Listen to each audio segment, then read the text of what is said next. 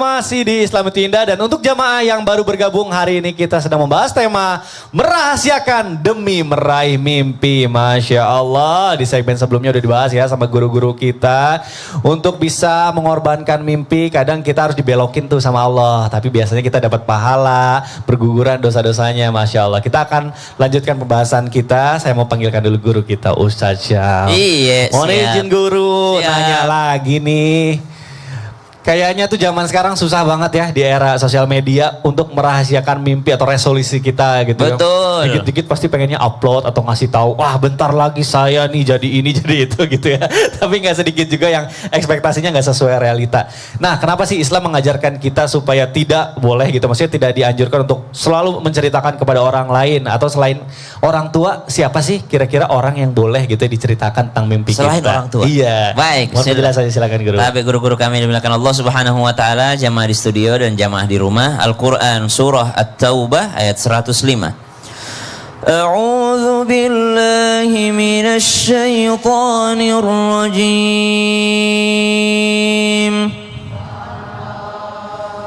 Wa qul i'malu fasayarallahu 'amalakum wa rasuluhu wal mu'minun.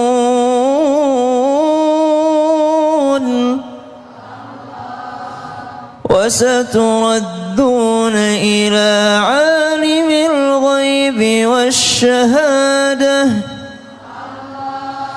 فينبئكم بما كنتم تعملون.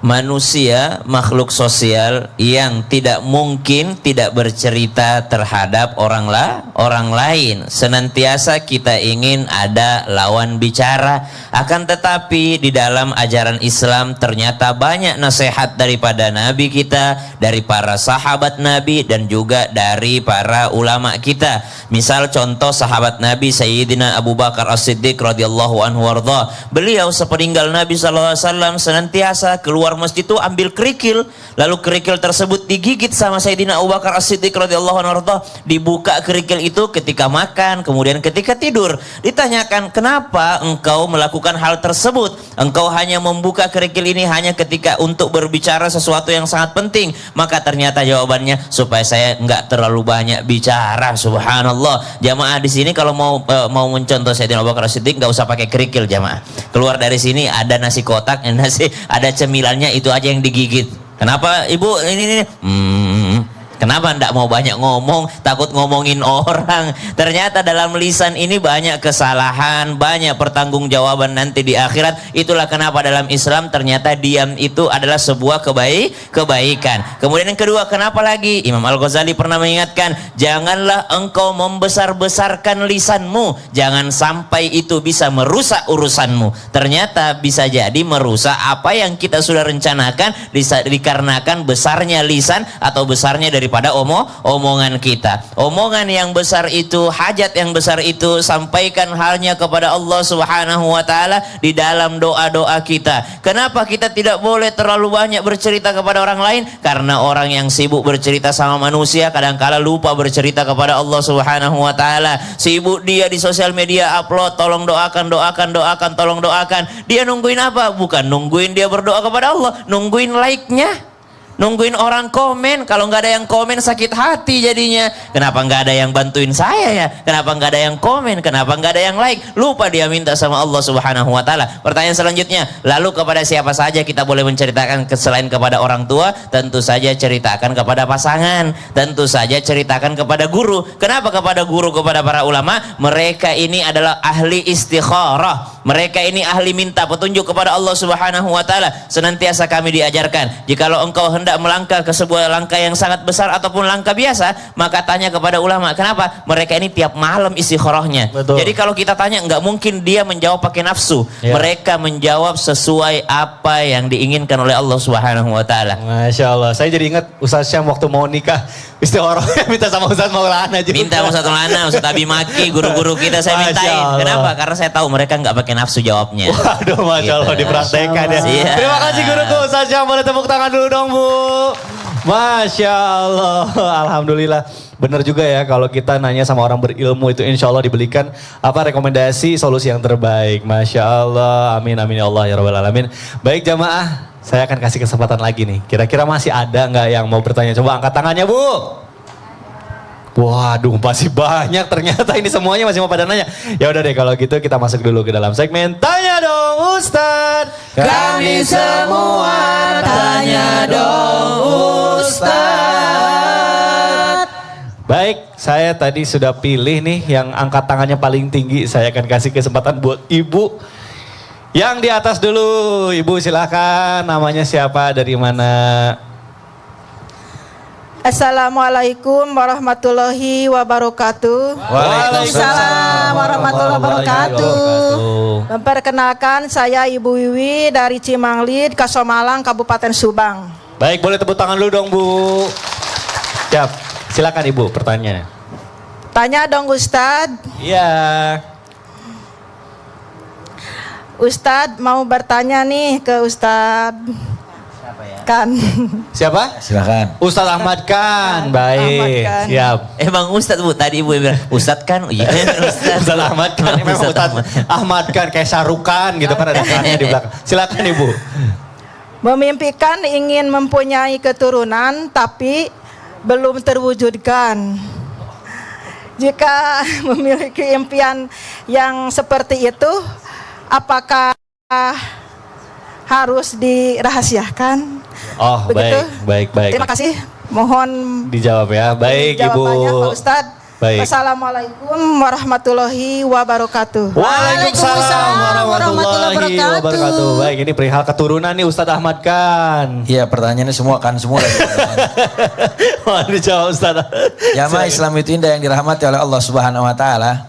Di saat kita memiliki cita-cita atau impian, apakah itu harus tetap dirahasiakan, dan bagaimana kalau ternyata mimpi atau cita-cita kita itu tidak terwujudkan? Nah, ini jawabannya nih kan, ya.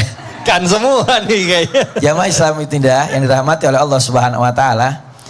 Ada satu hadis baginda Rasul Nabi Muhammad sallallahu alaihi wasallam, beliau mengingatkan kepada kita bahwasanya man radhiya bil qalili minna radina bil qalili minhu. Kata Allah Subhanahu wa taala, siapa orang yang ridho dengan apa yang aku tetapkan kepadanya, sekalipun ketetapan itu sedikit untuknya, maka niscaya kami akan ridho kepada amal ibadah yang sedikit yang mereka bawa di saat berjumpa dengan aku, kata Allah Subhanahu wa taala.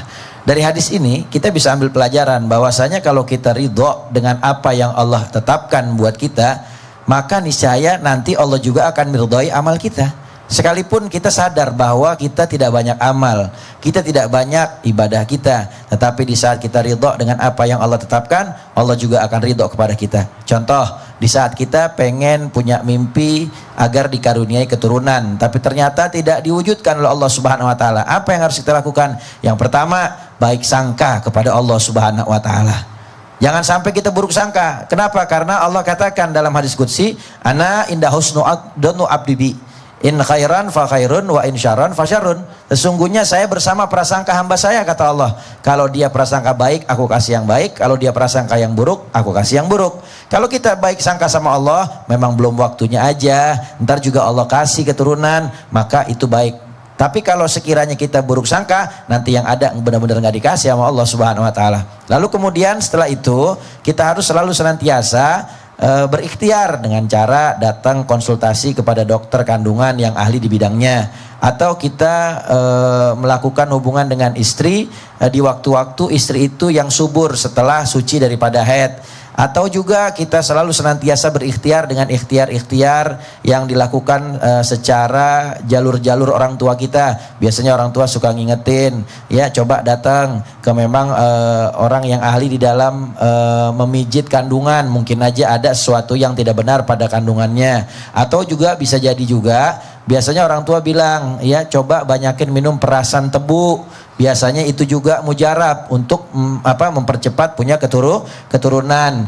Dan yang nggak kalah penting juga Mas Migdad, ya. Yang terakhir nih penting banget. Apa tuh, Ustaz? Bini jangan dikasih bengong. Oh, jadi kasih bengong kenapa? Biar dikaryain terus. Ya, baik, mudah-mudahan terjawab. Boleh tepuk tangan dulu dong Bu, buat Ustadz Ahmad Kan. Masya Allah.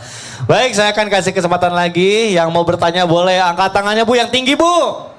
Waduh, saya seneng nih semangatnya nih. Wah kalau gitu saya kasih sebelah kiri lagi. Buat Ibu, silahkan Ibu. Namanya siapa Bu? Assalamualaikum warahmatullahi wabarakatuh. Waalaikumsalam warahmatullahi Saya ingin wabarakatuh. bertanya kepada Ustazah Lulu. Baik, Ustazah Lulu. Pertanyaannya, sebagai orang, nama saya Ya. Ibu Mariati dari Majlis Taklim Al Hidayah, Cimanglid, Kasomalang, Subang. Baik, boleh tepuk tangan dulu dong. Pertanyaannya, sebagai orang tua adalah untuk anaknya adalah kunci sukses untuk meraih mimpi. Tapi jika orang tua merahasiakannya, apakah bisa meraih mimpi? Itu pertanyaannya. Mudah-mudahan bisa menjawabnya. Wassalamualaikum warahmatullahi wabarakatuh. Waalaikumsalam warahmatullahi Baik, Ibu wabarakatuh. Mariati, Jadi terima Bu kasih. Mariati nanyanya begitu. Iya, jadi orang tua kalau merahasiakan tetap bisa dijabah atau enggak? Oh, Dijawab seperti silakan itu. Ustazah. Baik, mohon izin guru-guru. Jadi kita ini katanya kan harusnya minta redo sama orang tua. Kalau kita udah punya suami, redonya suami. Sampai kapanpun kita sebagai makhluk hidup ya. Kalau kita punya anak, kita kepengen anak kita sukses. Ketika kita minta ke orang tua, kita kepengen orang tua doain kita sukses. Kalau kita punya suami, kita kepengen suami kita meridoi kita. Ridollah fi ridol walidain wa suhtullah fi suhtil walidain, pemirsa. Jadi redo Allah terletak pada keridhaan orang tua. Kalau orang tua redo, pastilah ya kita minta didoain, pasti didoain. Tapi kalau udah yang namanya Allah benci sama kita, karena orang tua benci sama kita, mungkin kita nakal atau kita nggak nurut, akhirnya orang tua kadang kan suka salah ngucap. Biarin ya, biar kamu gak sukses. Nauzubillahimin. Nah, gimana kalau sekarang kita pengen ngomong sama orang tua, tapi rahasiain aja deh, soalnya takutnya nanti malah nggak jadi. Tadi guru kita di awal sudah menyatakan, jemaah, daripada BBM. Apa tuh? Bengong-bengong manja. Ya. Gitu ya. Jadi kalau kita ngomongin masalah hal ini, guru kita sudah menyatakan apa yang kita ucapkan ke orang tua kita, pemirsa, itu nggak usah terlalu detail. Dan diungkapkan boleh, tapi tetap kita kembali kepada Allah. Mama doain ya, papa doain ya, atau kita punya suami, mas doain ya, atau suami ngomong ke istri, mah doain ya, nih papa punya proyek bla bla bla. Itu kan ngomong untuk minta doa. Jadi dalam surat 32 dinyatakan apa? Dalam surat 35, maaf. Ma yaftahillahu linnas birahmatin fala mumsikalaha. Apa yang Allah buka untuk kita nggak ada yang bisa ditahan. Kita cerita kek, nggak cerita kek, kalau Allah udah mau kasih, pasti dikasih. Pasti Tuh 2 3 dikasih. Tuh 2 3 dikasih. Tapi yang ngasih Allah Subhanahu wa taala. Jadi tidak ada yang bisa ya menahan hal itu kalau sudah Allah buka kepada kita. Wa ma yumsik fala mursilalahu. Apa yang Allah tahan nggak bakal kita dikasih. 1000 kali kita minta doa, kalau kata Allah enggak. 1000 kali orang akan menghalangi, maka Allah bilang, tidak akan aku berikan. Jadi rahasia tetap, jangan terlalu detail. Kita ungkapkan dalam rangka minta doa, dan orang-orang kita ceritakan adalah orang kita percaya, bukan yang juniper. Tuh 2 3 Juniper. Jangan cerita sama orang juniper, pemirsa. Apa tuh juniper? Julid, nyinyir, baper. Tuh 2 3 julid, Nyinyir, baper. jangan. Jadi kita minta doa kepada orang-orang baik sama kita. Tadi sudah nyatakan oleh guru kita. Mudah-mudahan dengan kita ungkapan ini, kita juga diam-diam juga harus berdoa sama Allah. Jangan cuma diam juga. Memang sih diam itu adalah emas. Silent is golden. Diam adalah emas. But kepo is diamond. Ngerti kagak? Dia masih bengong, masih ngantuk pemirsa ya.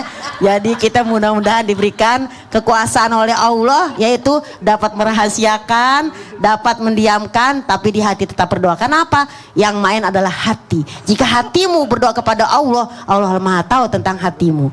Maka berdoa lagi kepada Allah, ya muqallibal qulub, sabit qalbi ala dinika. Wahai Allah yang membolak-balik hati, semoga Engkau berikan aku ketaatan dalam hati ini. Iya, Ini orangnya nih. Wah luar biasa nih bahasa Inggris. Because sometimes the wrong choices bring you to the right places ya. Yes, bener. iya. Silent is golden kan? Saya ketawa. Diam adalah emas. Oh, iya. But kepo is diamond. Oke, Voice Diamond. Baik, boleh tepuk tangan lu dong, Bu. Buat Ustazah Lulung. Hari ini ngomongin golden sama diamond. Mudah-mudahan kita dapat rezeki emas sama berlian. Pagi ini, Masya Allah. Baik, sekarang saya mau kasih kesempatan lagi. Kira-kira masih ada yang mau bertanya, Bu? Boleh angkat tangannya yang mau bertanya, Bu? Waduh, masih banyak. Banyak. Ya Allah. Ya udah kalau gitu saya kasih kesempatan lagi. Ibu yang masih semangat nih. Ini ya Bu ya. Silakan Bu, tadi angkat tangannya tinggi banget Bu. Siapa namanya, dari mana Bu? Assalamualaikum warahmatullahi wabarakatuh. Waalaikumsalam warahmatullahi wabarakatuh. Perkenalkan, nama saya Ibu Neng dari Majelis Taklim Al Hidayah Cimanglid, Kasomalang, Subang. Baik, Masya Allah. Boleh tepuk tangan dulu dong Bu. Jangan lupa dari mana ya Bu. Silakan Bu, tenang aja Bu. Saya mau bertanya kepada Ustadz Ahmad Khan. Ya Baik. Bu, silakan. Pertanyaannya, jika sudah sengaja merahasiakan mimpi tapi tetap tidak berhasil, apakah salah satunya penyebabnya adalah dosa? Mungkin itu pertanyaannya. Baik. Mohon jawabannya. Baik. Assalamualaikum warahmatullahi wabarakatuh. Waalaikumsalam warahmatullahi wabarakatuh. Terima kasih ya Ibu Neng. Meni lembut pisan. Sholat di Subang, ya mah. Mangga Ustadz Ahmad kan. Pakai bahasa Sunda ya. Assalamualaikum warahmatullahi wabarakatuh. Waalaikumsalam warahmatullahi wabarakatuh. Pada ngantuk Bu ya. Jamaah Islam itu indah yang dirahmati oleh Allah Subhanahu wa taala. Kalau kita punya cita-cita, mimpi, lalu kemudian ternyata gagal, apakah benar itu bisa jadi penyebabnya karena dosa?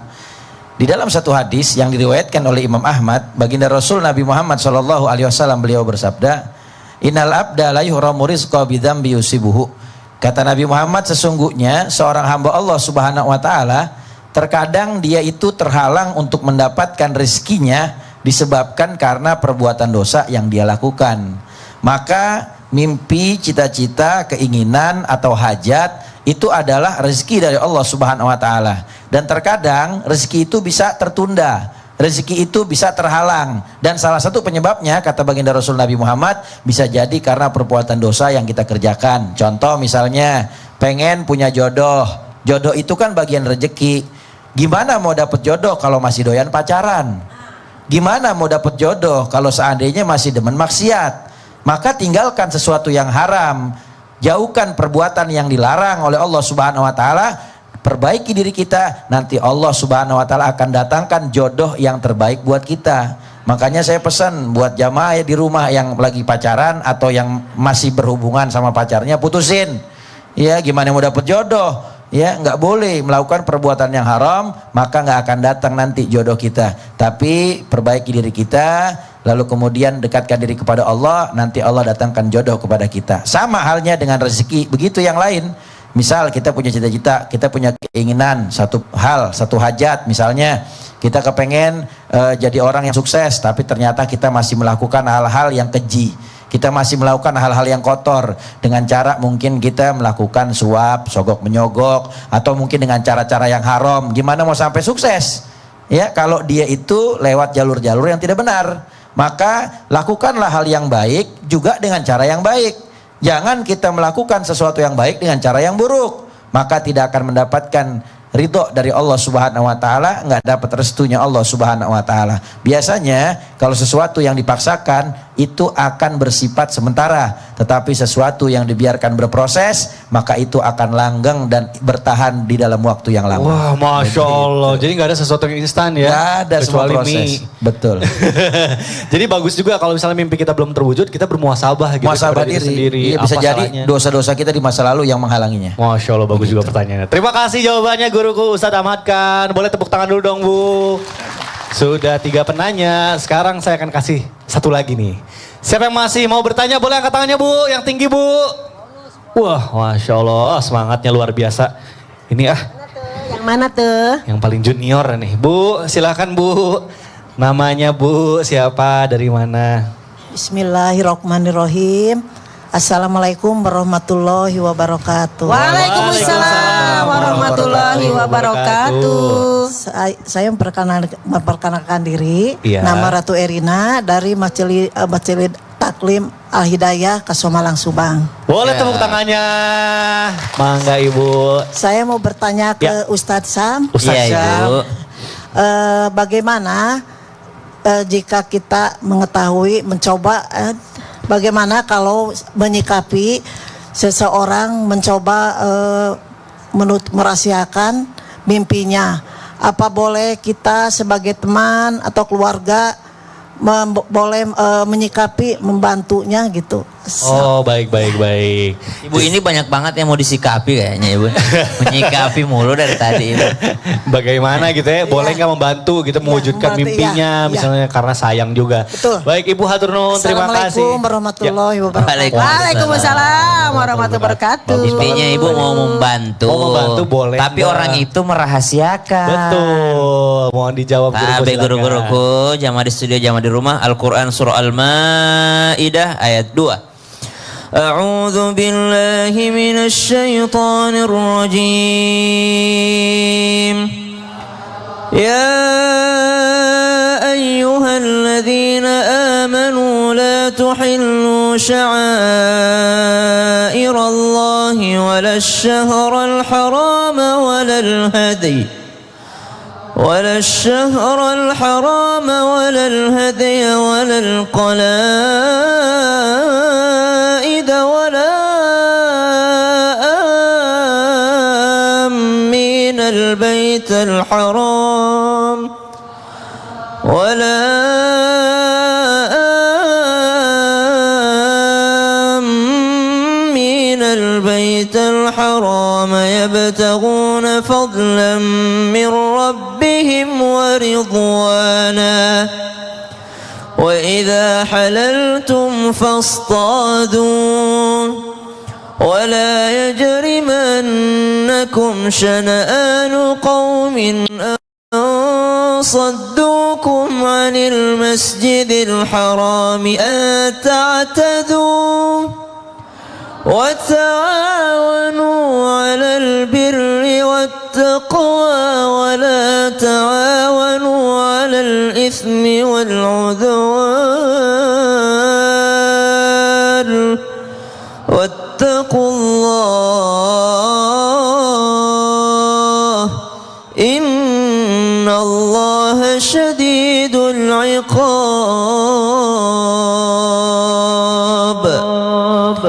Ada satu ajaran yang sangat indah di dalam agama Islam. Kita sebut Islam itu indah. Apa itu? Saling tolong menolong dalam kebaikan dan ketakwaan.